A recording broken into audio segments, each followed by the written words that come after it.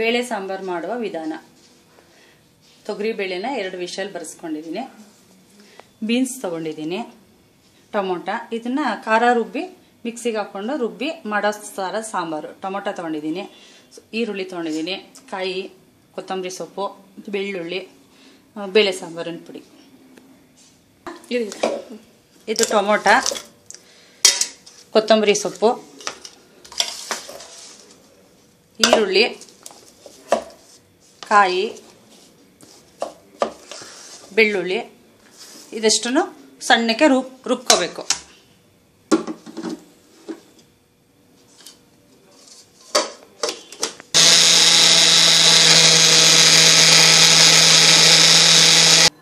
ಎರಡು ಬೀನ್ಸ್ ಹಾಕ್ತಾ ಇದ್ದೀನಿ. ರುಬ್ಬಿರೋ ಮಸಾಲೆನೂ ಇದ್ರೊಳಗೆ ಹಾಕಬೇಕು. ರುಬ್ಬಿದ ಮಸಾಲೆ ಹಾಕ್ಬಿಟ್ಟು ಸ್ವಲ್ಪ ನೀರು ಹಾಕ್ಕೊಂಡು ನಮ್ಗೆ ಎಷ್ಟು ಗಟ್ಟಿ ಬೇಕೋ ತೆಳ್ಳಗೆ ಬೇಕೋ ಅಷ್ಟು ನೀರು ಹಾಕ್ಕೊಂಡು ಅದನ್ನು ಮಿಕ್ಸ್ ಮಾಡಿ ಸ್ವಲ್ಪ ಸಾಲ್ಟ್ ಹಾಕೋಬೇಕು ರುಚಿಗೆ ತಕ್ಕಷ್ಟು.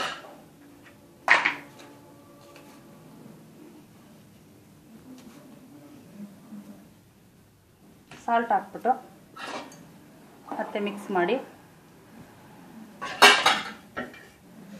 ಕುಕ್ಕರ್ ಮುಚ್ಚಳನ ಮುಚ್ಚಬೇಕು. 2 ವಿಷಲ್ ಬರೆಸ್ಕೋಬೇಕು.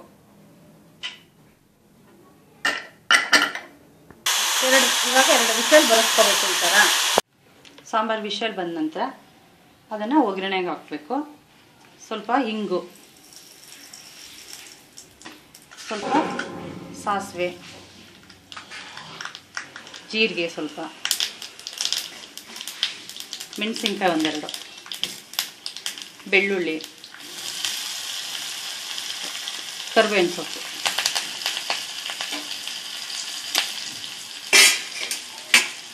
ಇದಿಷ್ಟು ಮಾಡಿಕೊಂಡು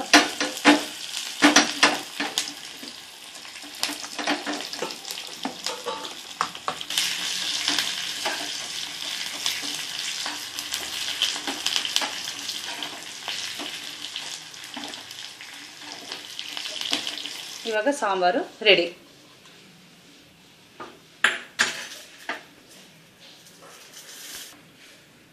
ಇವಾಗ ಒಗ್ಗರಣೆ ಹಾಕಿದ್ಮೇಲೆ ಸಾಂಬಾರು ಸರ್ವ್ ಮಾಡಲು ರೆಡಿಯಾಗಿರುತ್ತದೆ. ಇದು ಮುದ್ದೆ ಜೊತೆನೂ ತಿನ್ಬೋದು. ಬಿಸಿ ಮುದ್ದೆ, ಅನ್ನ ಎಲ್ಲದಕ್ಕೂ ತುಂಬ ಚೆನ್ನಾಗಿರುತ್ತೆ.